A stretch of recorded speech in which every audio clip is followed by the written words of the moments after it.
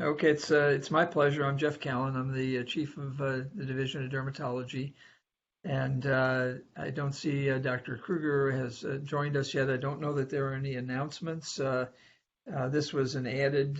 Let's see, we have volunteered to do this grand round since there was an opening, and I have the distinct pleasure of having invited and one of my friends in dermatology at University of Pennsylvania, Misha Rosenbach, to deliver this grand rounds. Misha is, if not the first, he's certainly one of the first people who trained in both medicine and dermatology when there was a specialty, let's say the RRC created a combined training program. And so Misha is both board certified in internal medicine as well as dermatology.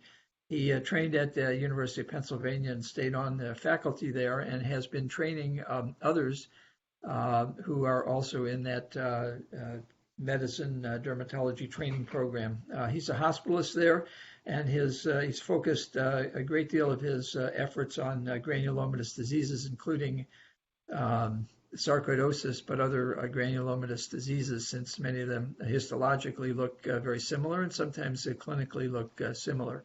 He's an associate professor of dermatology at the University of Pennsylvania. And Misha, I'm going to turn it over to you and let you take it off, and then we'll come back. I'll come back on during the Q&A time to moderate that. Great. Thanks so much, Jeff. Thanks so much for the invitation. And I'd like to thank all of Louisville really for what you do. I think it's great that dermatology is part of the Internal Medicine Grand Round series, and I really appreciate being invited to speak and you sharing your morning with me. Jeff is a great mentor and really a legendary figure in dermatology and medical dermatology. He's also a great sponsor and has been really an important help for me in my career. It's tricky being Jeff's friend though, because he sends you all the tough patients in the Philadelphia area, and so Jeff keeps me busy even though I live a few cities away. And so I'm going to be talking mostly about sarcoidosis, and hopefully this will have things that are new for both dermatology but also for internists. And I usually joke when being a medical dermatologist, when I'm with dermatologists, I say, well, I don't have to know everything about medicine. I just have to know more medicine than a dermatologist. And they think I'm impressed, and when impressive. And when I lecture internists, they say I don't have to know everything about dermatology, just have to know more dermatology than the internists. They think I know stuff. But now this is a mixed audience, so you guys are all going to potentially find my weaknesses, especially with this pulmonary fellows out there. You guys are stressful. I'm going to be talking about sarcoidosis with at least one of the Blue Jeans attendees is the pulmonary fellows room. So if I say anything that you have questions about, I've set up a 2-screen setup here so that on Blue Jeans I can have the chat open over here. And so if you have comments that you'd like me to try to address mid-lecture, I will occasionally glance over and try to do that. But I'm going to try to share some information with you and leave time for questions at the end. I do work in granulomatous diseases, and I've consulted for 2 companies that are in the planning phases of sarcoid clinical trials, none of which work I'll be talking about today. And there's not very much that's FDA approved in the granulomatous disease space. And if I mention anything in terms of treatments, if it is FDA approved, I'll point that out. But in general, most of what we're going to talk about, particularly for approach for skin and skin as part of multi-organ sarcoid, is off-label. And so grand rounds are tricky, and so you always want to like frame things. And so I'm going to frame this sort of like from a walk through sarcoidosis history, like sharing dermatology with internal medicine and dermatology's role in granulomatous diseases and sarcoidosis, talking a lot about an approach to a patient with sarcoidosis, how you evaluate them for skin involvement, and then if you're a dermatologist and you have someone with skin sarcoid, how you evaluate them for systemic disease, an approach to treatment which is applicable to both groups, and then a little bit about the future and kind of where things are headed with sarcoidosis and other granulomatous diseases. And so dermatology has always been important in sarcoidosis, and so the original descriptions of sarcoidosis were based on their skin involvement, which was in the late 1800s. Dr. Hutchinson talked about patients with multiple raised purple cutaneous patches. They talked about this as a skin disease, which has escaped special recognition.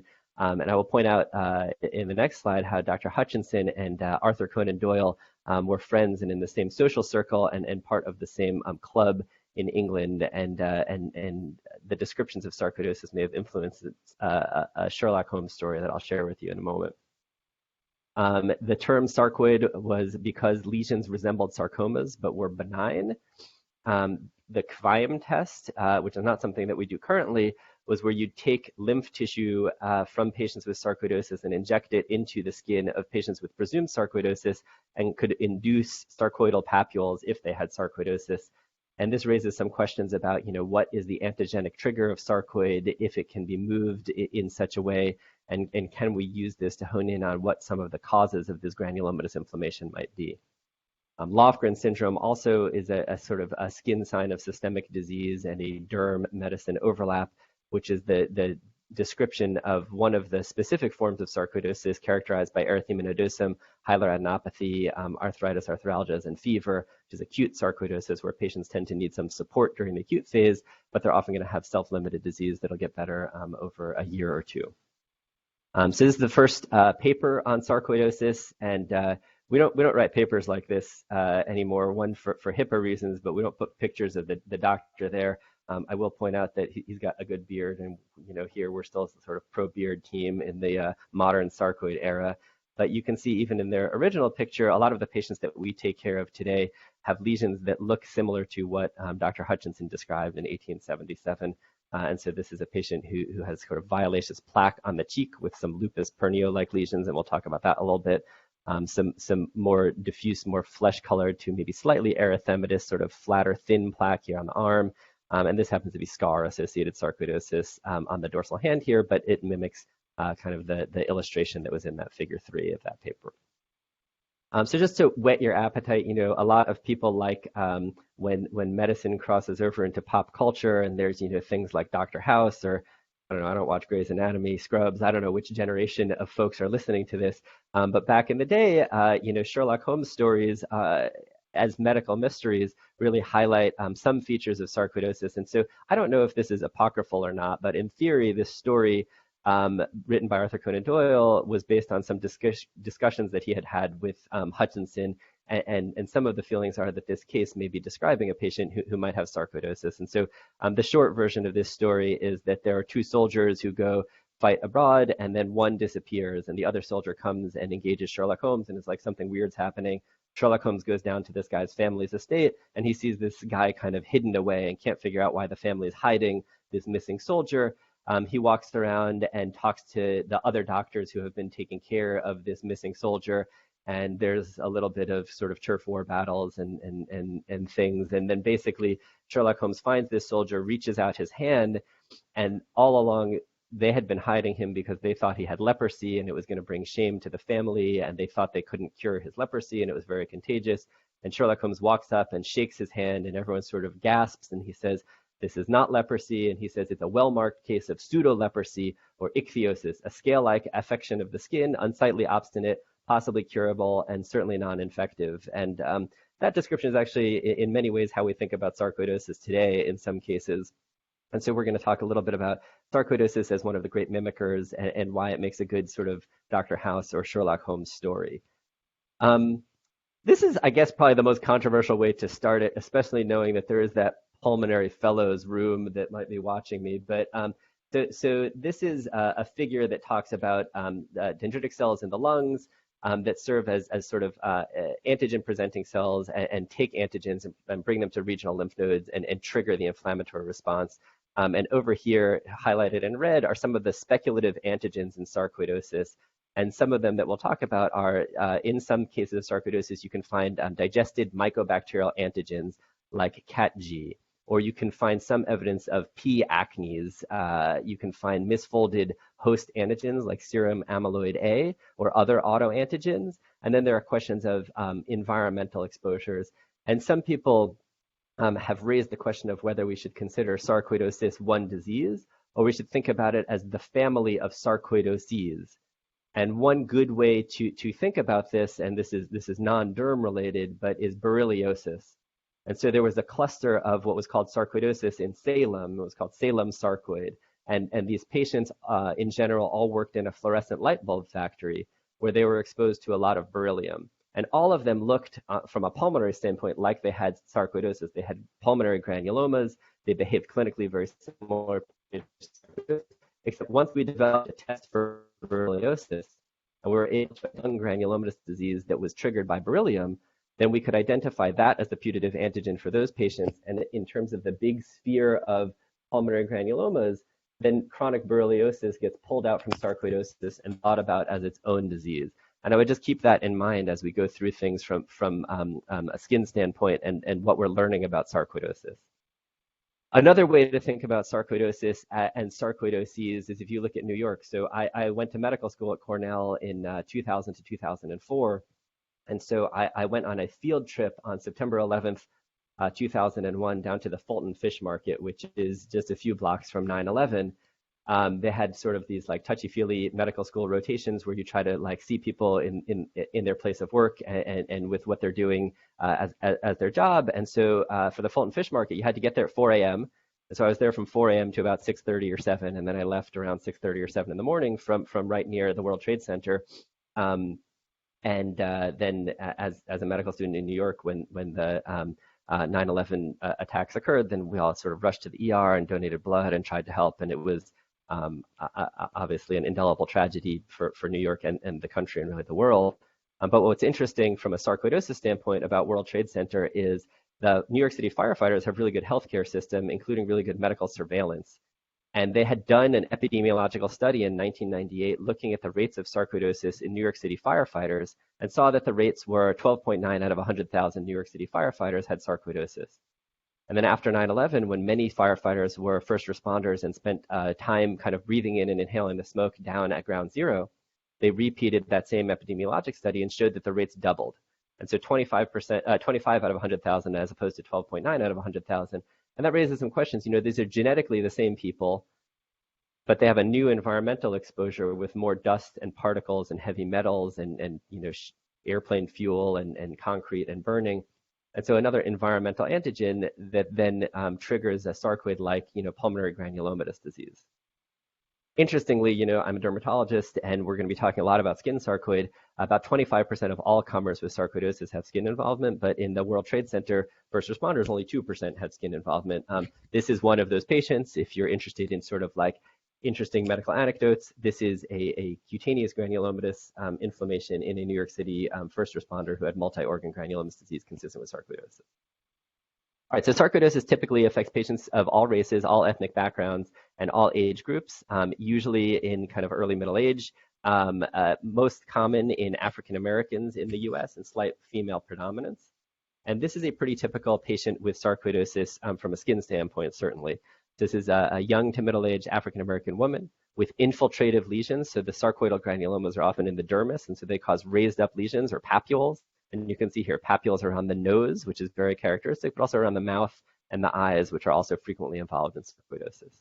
This is more severe cutaneous sarcoidosis, and this has a few significant findings. So one, this is what we call lupus pernio. And lupus pernio has nothing to do with lupus and nothing to do with pernio. It's lupus because it's wolf-like, and so this is where you have sarcoidosis on the nose or central face.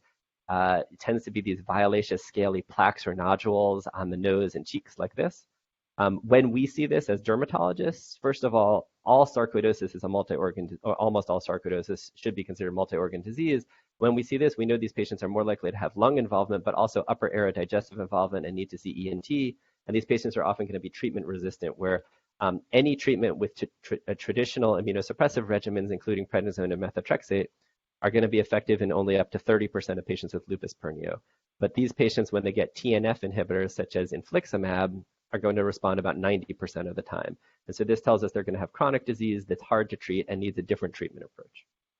You can have lupus pernio, not just in African American patients, but in Caucasian patients.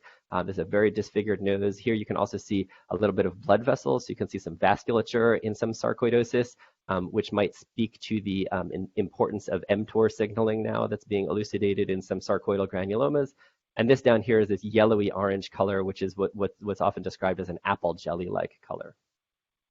I have in the past given a talk called like the many noses of sarcoidosis. This really just like highlights how many different morphologic presentations we can see even on just one anatomic site, but also raises the question of should we be thinking about all of these cases in the same way in terms of genetic underpinnings, environmental antigenic trigger, or approach to treatment? Or should we be thinking about these as a spectrum of disease or a family of disease?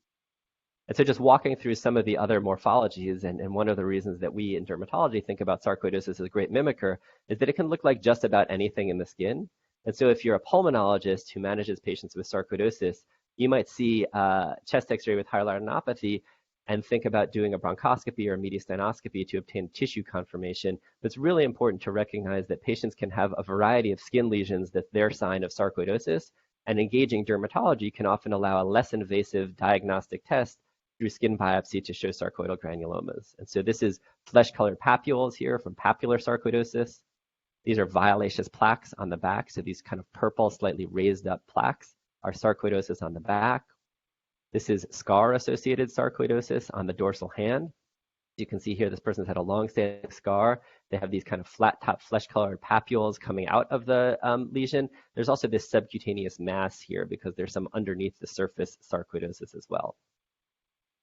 I'm a visitor virtually lecturing in Kentucky, so I had to crop this tattoo because the woman on the hood of the car is not necessarily appropriate for me to share with you polite Southerners in Louisville, but I've cropped off what this woman is saying, but I think it's still illustrative of a really important point, which is that in sarcoidosis, you can frequently have tattoo involvement, but not all tattoo granulomas are sarcoidosis. In this case, though, this is a patient who was about to undergo mediastinoscopy for presumed possible sarcoidosis. And then because we have a close relationship with pulmonary medicine, they actually walked him over from their clinic and said, hey, can you find any sarcoid on the skin? And this is what the patient had in their tattoo, which is very subtle. But being able to identify this and do a biopsy of the tattoo helps remove the need for a more higher risk and more invasive procedure for this patient. Sometimes tattoo sarcoid is a little bit easier to see. So tattoo sarcoid can affect any color of any age tattoo and usually affects multiple colors in multiple tattoos. It can be obliterative, as in this case, where you can't even see what this tattoo is showing. Some of the other things that sarcoidosis can present as that are a little bit less common than what we've shown are acquired ichthyosis, and this calls back to that Sherlock Holmes story. Usually when we see acquired ichthyosis, we think about HIV, lymphoma, or sarcoidosis. In sarcoidosis, if you're to biopsy this, you will see sarcoidal granulomas under the ichthyosis, as opposed to in HIV and lymphoma where there's no granulomas. Subcutaneous sarcoidosis can be hard to photograph. This patient is very low body fat, so I hope you can see that there are some nodules here on the abdomen. That's what we call Derrier-Roussy or subcutaneous sarcoidosis. You can have ulcerative sarcoidosis, so here's sarcoidosis on the scalp. This patient also has a uveitis, hyaluroniopathy, subcutaneous sarcoidosis, and also actually has bone involvement. But for the dermatologist in the audience, this actually looks a lot like necrobiosis lipoidica. Necrobiosis lipoidica is another granulomatous disease that tends to present with yellowy orange ulcerative or atrophic plaques with telangiectasias, like you can see here. And importantly, if you biopsy ulcerative sarcoidosis or ulcerative necrobiosis lipoidica, they both clinically and histologically have a lot of overlap. Necrobiosis lipoidica is almost always on the shins, so this being in this ectopic location on the scalp is another good clue that this is probably not necrobiosis lipoidica, but actually is ulcerative sarcoidosis. And a couple of other rare morphologies, and then we'll talk a little bit more about sarcoidosis more broadly, is sarcoidosis can present as hypopigmented plaques. Sarcoidosis can also present as verrucous or vegetative lesions, and so here you can see these crusted lesions here. One important teaching point is that patients with sarcoidosis actually have a higher rate of non-melanoma and melanoma skin cancer. This patient actually had a superficial biopsy of one of these crusted lesions, and it was interpreted as a squamous cell cancer. Then they had an excision of that lesion. And here you can see the scar on the elbow where it was removed, and on the deeper levels, there were granulomas, but they were presumed to be suture granulomas. Then after that surgery, the patient erupted in more lesions.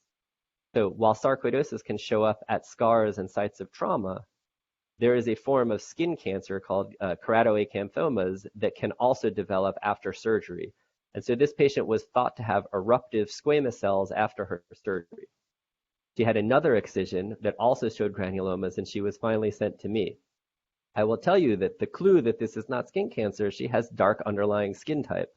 So in Black patients, squamous cell carcinoma is uncommon. And what happened here is she had a very superficial initial biopsy that only showed this kind of verrucous change or epidermal keratinocyte hyperproliferation, which was overlying her much deeper sarcoidal granulomas. And so it's really important if you have a dark-skinned patient and you get a diagnosis of squamous cell back to make sure that there was a biopsy of appropriate depth that would be able to establish if there was secretly sarcoidosis underlying that. And finally, just running through the rarest morphologies, sarcoidosis can also cause both a scarring and a non-scarring alopecia, and no one looking at this should be confident that this is sarcoidosis, but this is just to round out the spectrum of disease. Besides affecting the hair, sarcoidosis can also affect the nails. So this is very extensive digital sarcoidosis here with obliteration of the nail units. And then depending on your physical exam in office, you can sometimes find evidence of extracutaneous involvement just on your physical exam. So this is pretty profound uveitis in a patient with multi-organ sarcoidosis, and you rarely see lacrimal glands this large. And so lacrimal gland enlargement is something that you can see in patients with sarcoidosis also. And then finally, erythema nodosum. So erythema nodosum is a subcutaneous paniculitis, so it's deep underneath the tissue.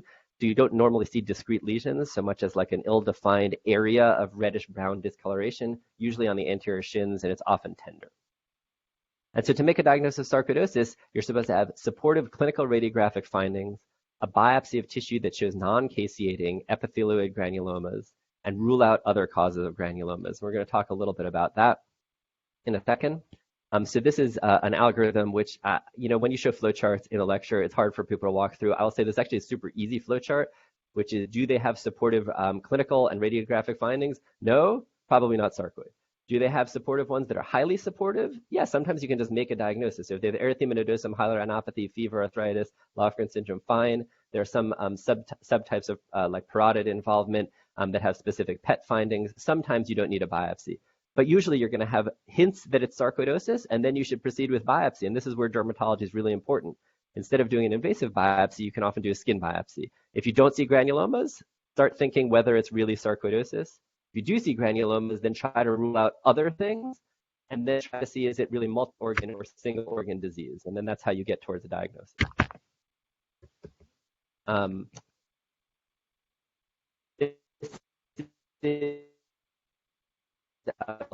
These kind of dark purple cells are the keratinocytes.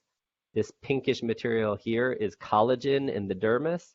And then these kind of balls or aggregates or nodules, these are the sarcoidal granulomas. So they're described as naked granulomas with a sparse rim of lymphocytes. And then you can have variable amounts of giant cells within the aggregates of histiocytes that form these nodules. And so this is a pretty good biopsy of sarcoidosis.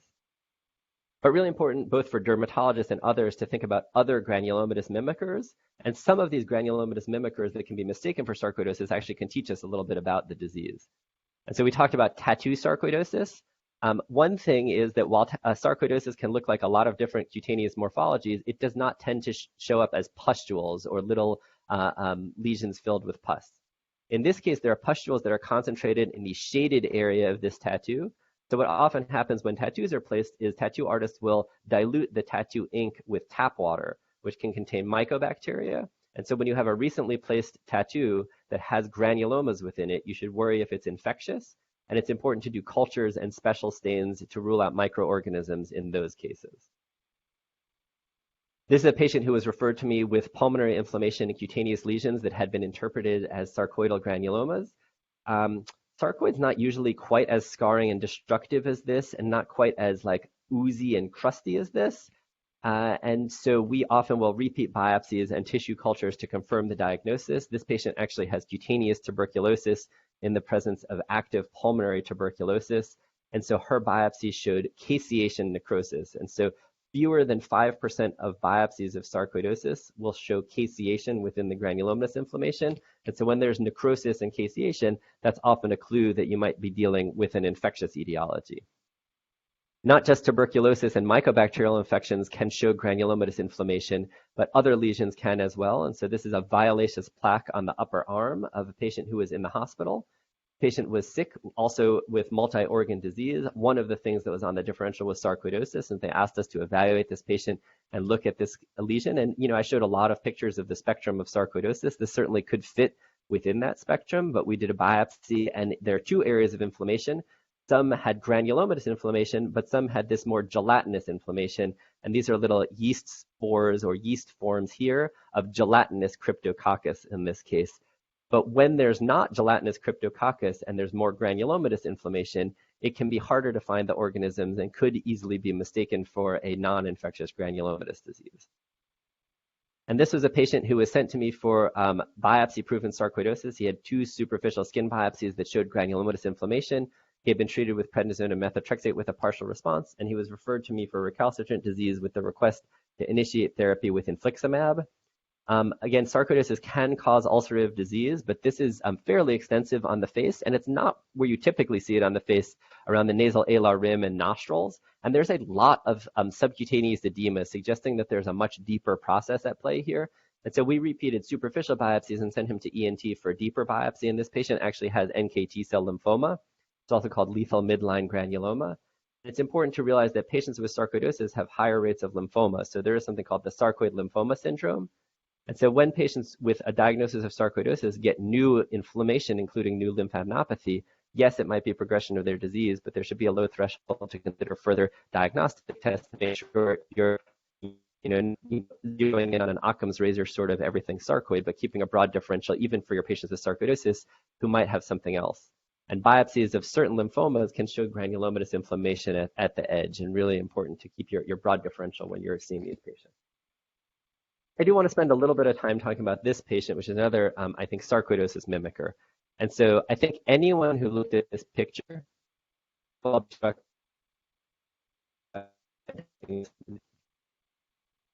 other thing that you should say is this is a young African-American woman with infiltrative lesions of the face and nose. This certainly could look like sarcoidosis. There are some subtleties where I would say almost every circle on her face looks like it's a clone stamp, like you just took a tool and poked a little circle and plopped on a clonal lesion. That's pretty advanced and subtle. And I will also point out that, we talk a lot in dermatology about recognition of different skin disease and different skin types and how to look at patients with darker underlying skin for some of the clues that we're more used to seeing pictures of in lighter skin tones. And so I will point out that around her lips, she has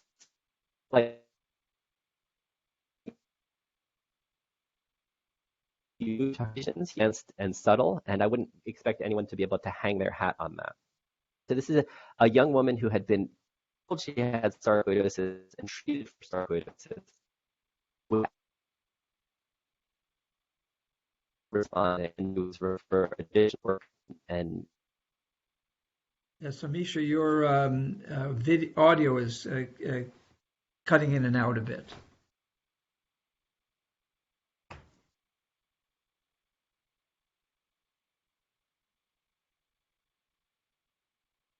Like I'm not hearing you now. All right, so hold on here. I'm going to do some troubleshooting for a second here. Hold on.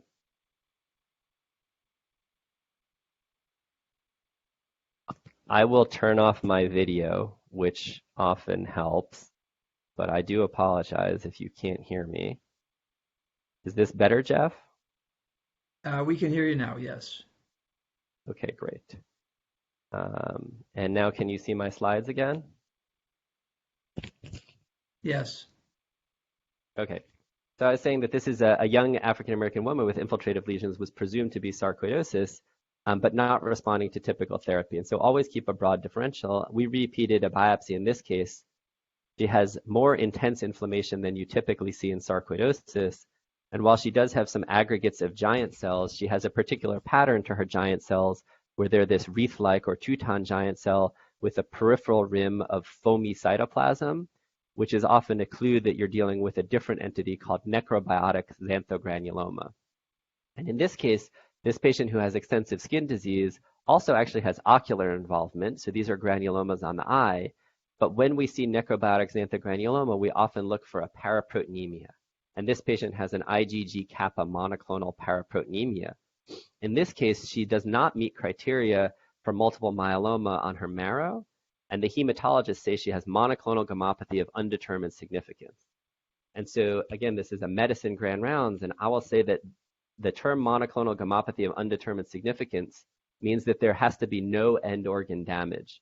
So if there's end organ damage, that's usually more consistent with myeloma. Normally we think about that like lytic lesions or renal involvement, but the skin in this case is certainly being affected by the paraprotein. And when there's monoclonal gammopathy of skin significance, that should prompt an evaluation of the marrow from the perspective of, if we address the paraprotein, will that address the skin disease? And in necrobiotic xanthogranuloma, that is the case. And so I'll point out that we did a large multi-center study and systematic review of necrobiotic xanthogranuloma. And I think there's a few points here that this audience should take home.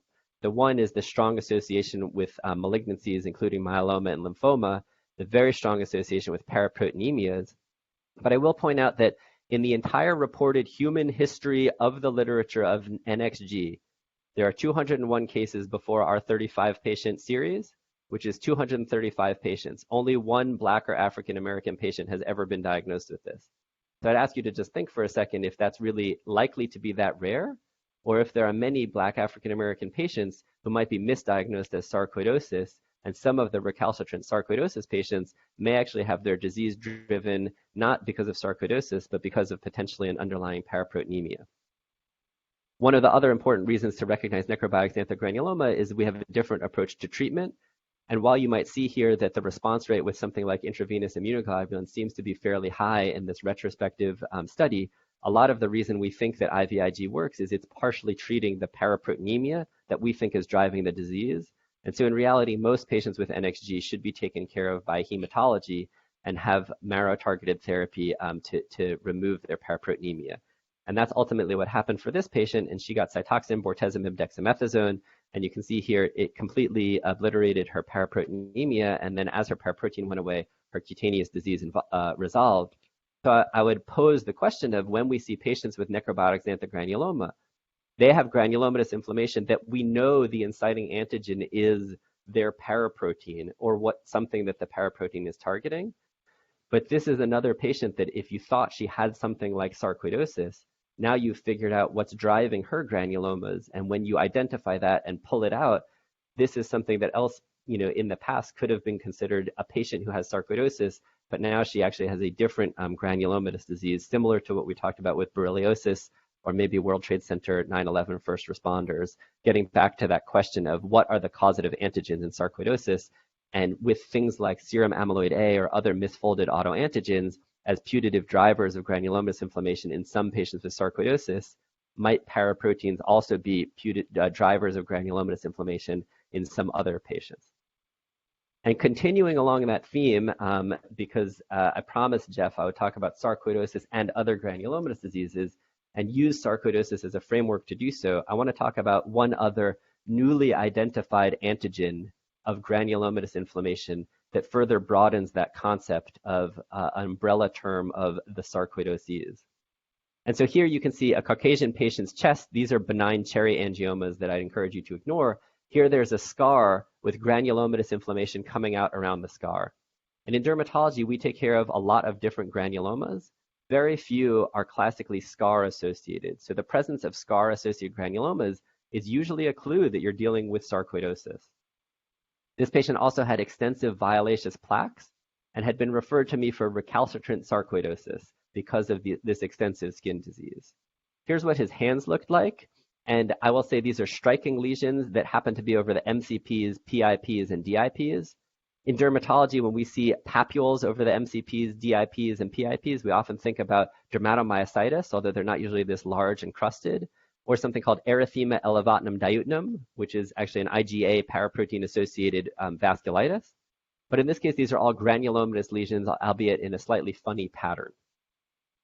So we biopsied this patient, and I showed you the naked granulomas of sarcoidosis in the past, which are aggregates of histiocytes and giant cells with a sparse rim of lymphocytes.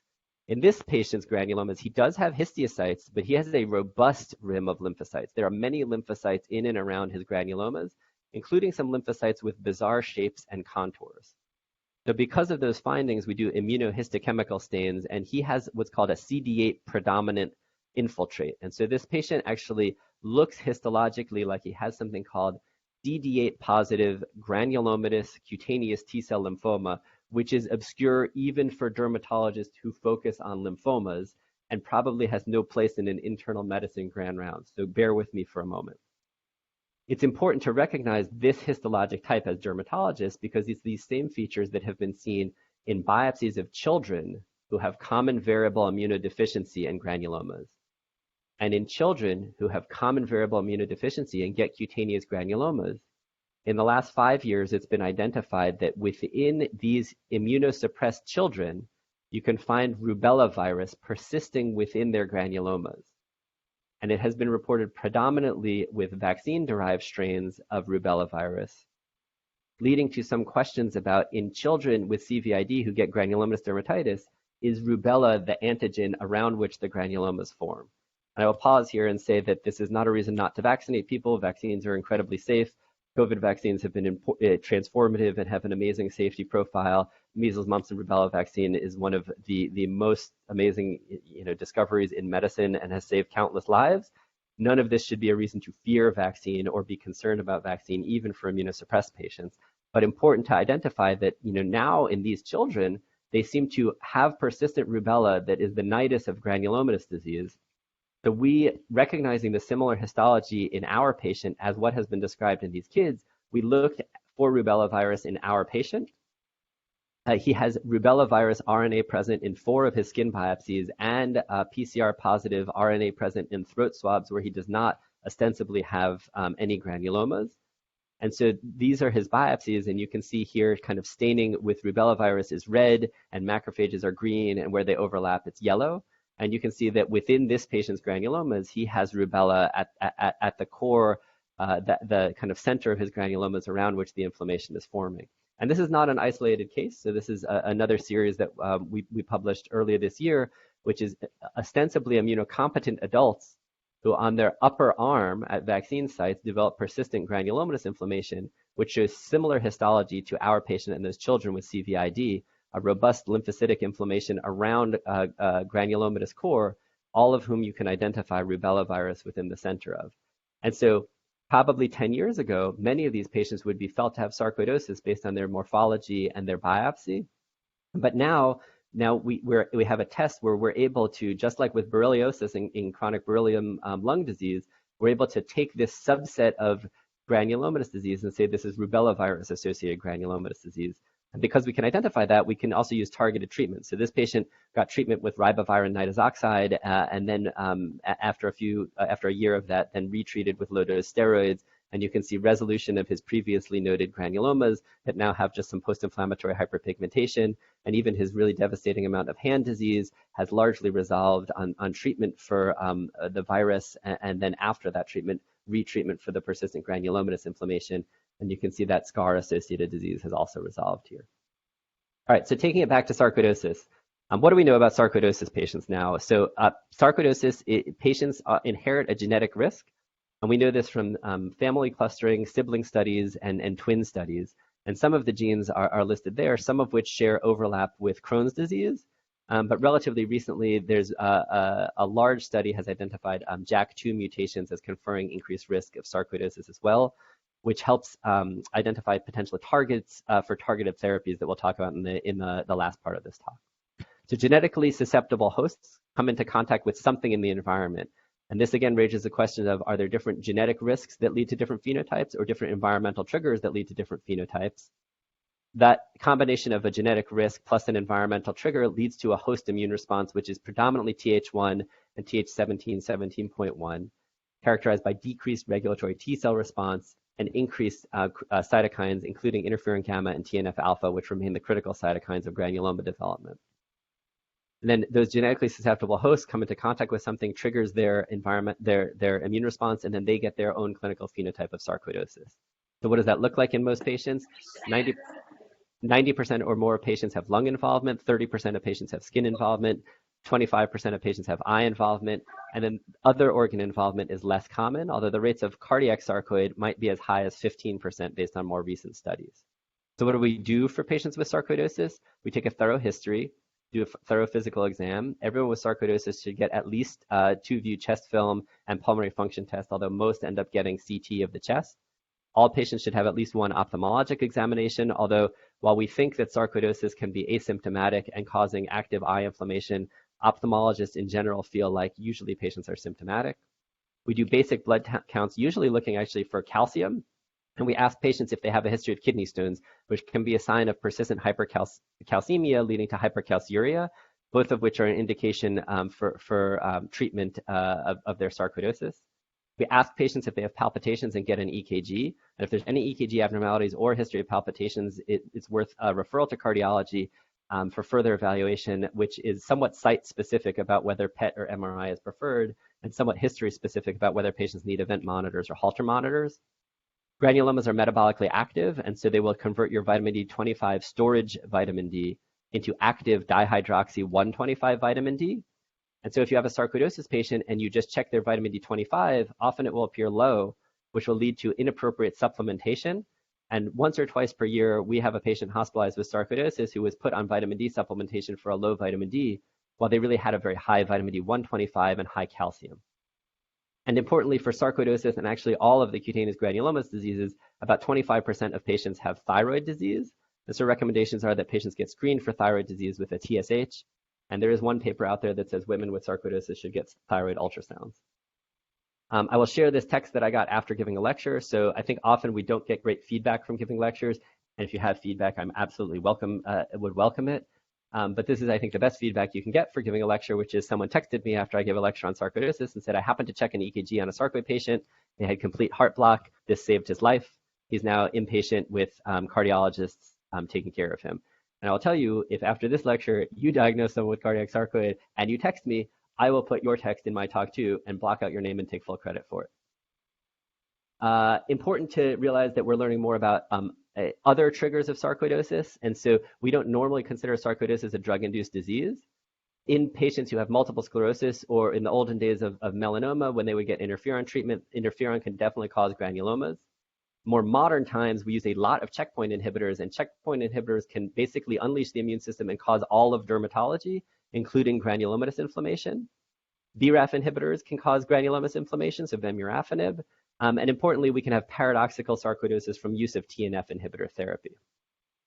We are seeing incidental reports of patients with granulomatous inflammation following either COVID or the vaccine. COVID is so common and so contagious, and the vaccine has been administered so much that this really has to become a numerator and denominator issue. If COVID caused sarcoid, that's all anyone would do for the rest of all of our careers. It's certainly not a tight association, but the response to virus and response to vaccine is often an interferon gamma mediated, which is one of the key cytokines in granuloma formation. So it's not surprising that some patients might occasionally develop some inflammation in the setting of a robust immune response to either COVID or the vaccine. So I'm not going to walk through this figure, but this basically shares, an antigen comes into contact with a macrophage or dendritic cell, triggering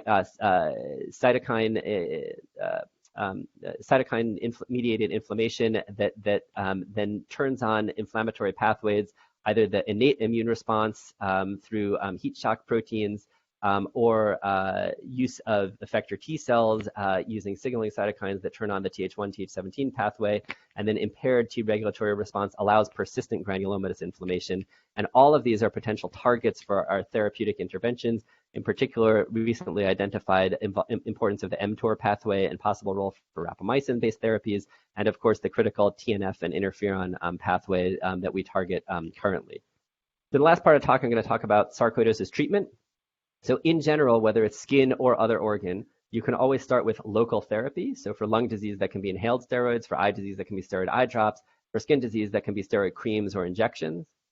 For more extensive therapy, we use anti-inflammatory treatments before immunosuppressive treatments. So for skin disease, we'll often use antimalarials or doxycycline. Those in general only help skin disease, although antimalarials also help hypercalcemia and joint disease. When those fail, we'll often reach for methotrexate. And in most severe cases, or those patients with lupus pernio, we'll be using TNF inhibitors such as adalimumab and infliximab. But importantly, we're now seeing that there might be a role for JAK inhibitors, and it's unclear where exactly those will slot into the therapeutic stepwise approach. And so in pictorial format, again, for mild sarcoidosis patients, you can think about antimalarial therapy. For more extensive disease, you can think about methotrexate. And for those lupus pernio patients, you're going to be thinking off the bat about TNF inhibitors, which again are not FDA approved for this indication and require some wrangling with the insurance company. But importantly, this is not cellulitis where, you give someone antibiotics and they're better within, a day or two.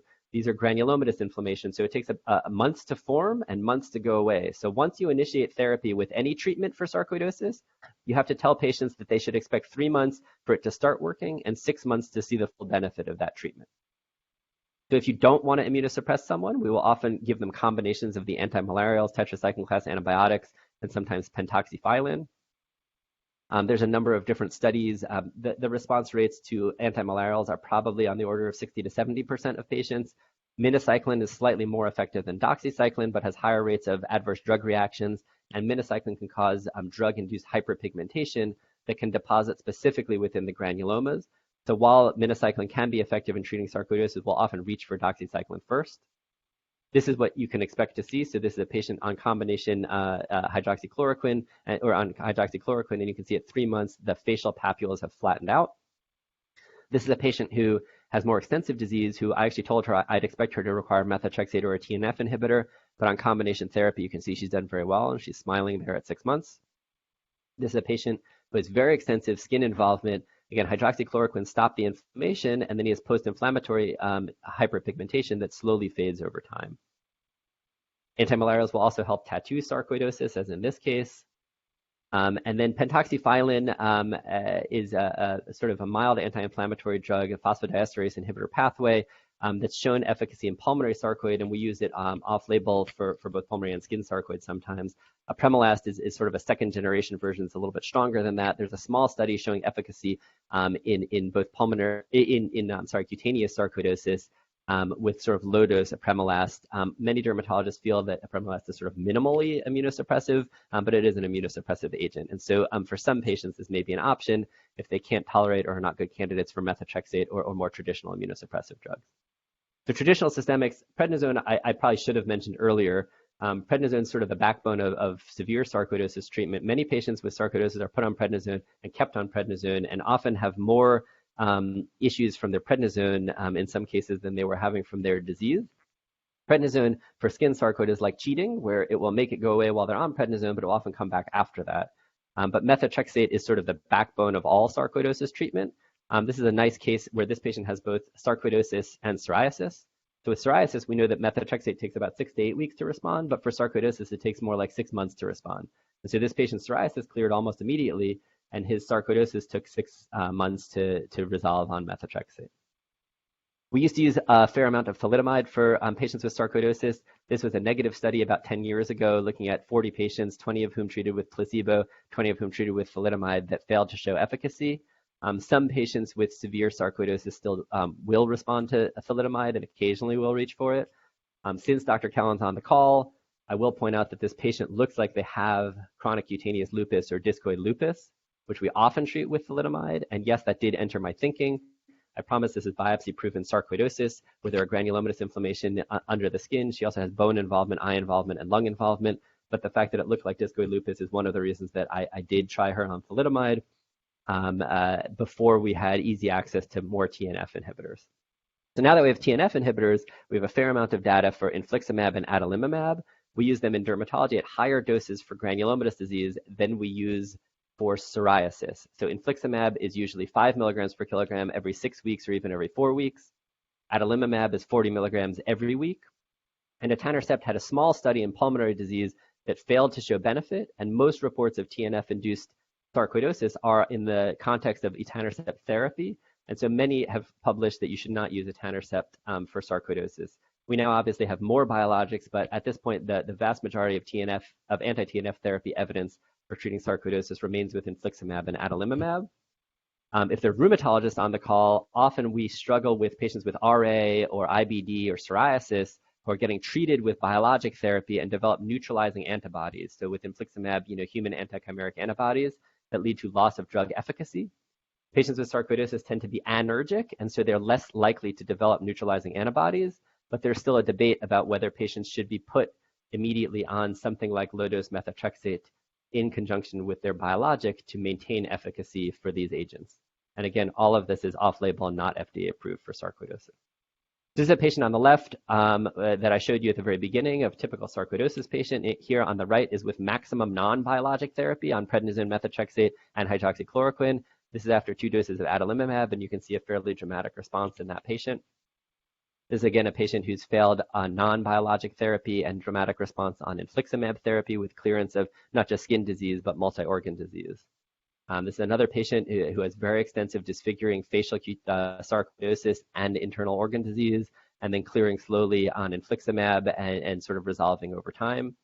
And this is a patient who highlights a lot of, I think, what we all struggle with insurance companies, where using an off-label medicine, she has a good response, and then her insurance company denied it, and her disease came back, and then we argued with them, and she cleared. And literally every year for the last 5 years, I could show these pictures because we do the same dance every year.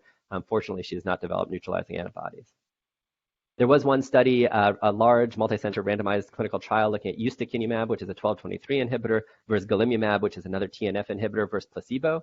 I will show you here the purple is placebo, green line is ustekinumab, so you can see no apparent effect. Blue is golimumab, and this is a improvement in skin sarcoid, and you can see a trend towards improvement in this large study that did not reach statistical significance.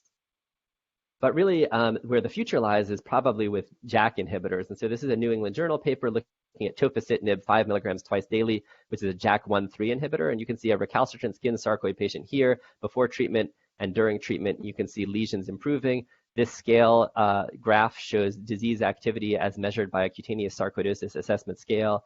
Green is while on topocytonib, so you can see disease started at an 85, on topocytonib went down to a 31, off topocytonib up to an 85, on topocytonib down to an 83, back up to an 85, off of therapy, and then maintained on therapy, kind of cleared slowly over time. There's now more than a dozen reports of both oral JAK inhibitors, both with tofacitinib and ruxolitinib, and now some emerging reports of benefits with topical JAK inhibitors for sarcoidosis and other granulomatous diseases. And then there's a really nice translational paper that's, this is a preprint, but it's now accepted in, I think, Nature Communications out of the Yale group looking at sarcoidosis with tofacitinib. And this is a busy looking picture, so I'll just walk you through. There's 10 patients here. This is their baseline regimen of hydroxychloroquine or Plaquenil, methotrexate, and prednisone dosage. And here's their starting cutaneous sarcoidosis activity. And here's after 6 months, they're on tofacitinib. First, you can see it's a drug-sparing agent where almost all patients have been able to come off of their methotrexate or prednisone, except for patient 10. And you can see their disease activity kind of across the board responding to that tofacitinib treatment. And they've done some translational work looking at which cytokines are up in sarcoidosis lesions versus control lesions, and up in pre versus post disease. And you can see a very strong signal for TNF, some critical cytokine chemokines in sarcoidosis, and interferon gamma, not surprisingly, also kind of showing up as key targets that are treated effectively by the JAK inhibitors. So sarcoidosis is an uncommon disease that frequently has derm involvement. There's multiple morphologies and mimickers. We're learning a lot more about the antigenic cause of some granulomas and may subspeciate some types of sarcoidosis, learning a lot about the inflammatory milieu of sarcoidosis, and on the cusp of being able to offer patients some subphenotyping and targeted approach to treatment, as we do currently for the lupus pernio patients, and maybe more for other patients over time. So thank you so very much for listening, and thanks again for inviting me to give this talk, and sorry about the hiccups with the internet in the middle. Yeah, Misha, thank you very much. I don't see any questions in the chat at the moment. If people have questions, either unmute and ask your question, or Can I ask ask it a in question, the chat. Jeff? Yeah, go ahead, Courtney. Okay, so hey, Misha, I love the talk. 2 questions. So with a lot of our discoid LE patients, we'll go from hydroxychloroquine to chloroquine. Do you ever find that to be helpful in cutaneous sarcoid? That's my first question. Yeah, and so basically, when I started doing sarcoid, I had a lot more experience with lupus and dermato, and I basically, did the same approach of, well, we think hydroxychloroquine works, but if we add quinacrine, it might help more, or if we switch to chloroquine, it might help more. Over the last 5 years, it's become really hard to get quinacrine and chloroquine, and so, if I had fairly extensive skin sarcoid and responded a little to hydroxychloroquine, I would personally love to go in combination hydroxychloroquine and quinacrine, or to switch to straight up chloroquine before maybe going to something more immunosuppressive or potentially more toxic like a methotrexate. But it's just logistically become so hard to get the non-hydroxychloroquine antimalarials that it's hard to tell people to try it in a lecture format when I can't even regularly get it for my own patients. Yeah. And then I guess another question. I have a patient who has horrendous, he had neurosarcoid that was actually doing really well, now has flared, and he's on infliximab. Do you ever go, and I'm going to be working, I'm obviously working with his neurologist, but do you ever go to a higher dosing infliximab? You know, for hidradenitis, we may go up to 7.5 mg per kg, and I Yeah. saw that your range is 3 to 5. Do you ever go Yeah, higher than that? yeah, that's a great question. This I feel like there's like what you'll tell people in lecture and what you'll do in practice. And so I have many patients who are on 10 milligrams per kilogram every 4 weeks. So it's sort of, if you have someone on infliximab, what I tell them is if you're going to be on infliximab, you should be clear. And so some patients who are on infliximab every 6 weeks, they flare at week 5. So then we say, okay, well, we should, increase you to every 4 weeks. Or some people on infliximab, they get their dose and they never clear. So we say we should raise your dose. And basically, we kind of zero in on what they need to get clear and stay clear in terms of dose and frequency. And then once they're clear, we keep them on that same dose for a year, and then we try slow dose reductions to see what their kind of minimum dose they need to be maintained on in order to stay clear. And the Okay, last thing, and that's Dr. the last one. Oh, sorry, go again. Yeah, Dr. Emmons has put two questions into the chat. The first is, do you think that the thalidomide response might be related to the fact that there's a paraprotein? And then they not necessarily have sarcoid. Is there and then his second question was, is there evidence that clonal hematopoietic cells with dysregulated JAK genes are pathogenic in these patients? Yeah, see, Jeff, that's tricky. See, I was hoping that I'd be able to skip these really hard questions from Dr. Emmons here. So I will say, going with the first one, some patients with sarcoidosis will have issues with their quantitative immunoglobulins, including hypogammaglobulinemia. We don't often identify paraproteins, but we don't always look for them. And so it's a really good question, especially when I present something like necrobiotic xanthogranuloma, raising the question of, are we really treating the granulomas, or are we secretly treating their marrow with use of thalidomide, which I do think we in dermatology sometimes do for other diseases. I don't think in sarcoidosis patients the response to thalidomide is specifically paraprotein related, because thalidomide also has some anti-TNF activity. And so I think that's what we in general have been attributing the response to. Regarding the clonal hematopoietic cells and dysregulated JAK genes, I will say that a lot of the original reports of use of JAK inhibitors for granulomatous disease were because of patients who had concomitant polycythemia vera. So there's this disease, necrobiosis lipoidica, in someone with PCV who got JAK inhibitor for their PCV and then cleared their skin granulomas. And same thing where one of our first reports of JAK inhibitor was in a patient with PCV who has pulmonary and cutaneous sarcoidosis, got JAK inhibitor for their polycythemia, and then their skin granulomas cleared.